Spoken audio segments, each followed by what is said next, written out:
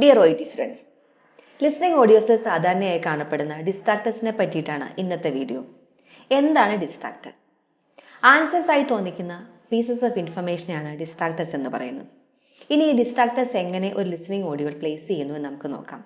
First one is changing details, അതായത് information മാറ്റി മാറ്റി പറയുക. ആദ്യമേ ഒരു തെറ്റായ ഇൻഫർമേഷൻ തന്നിട്ട് പിന്നീട് അത് കറക്റ്റ് ചെയ്ത് പറയുക.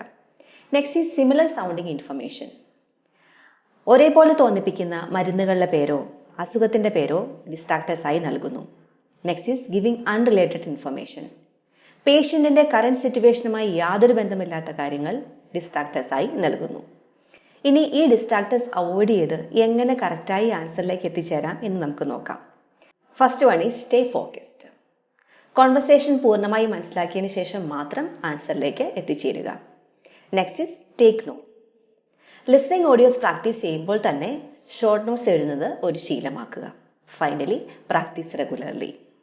So use this information and practice well. Thank U.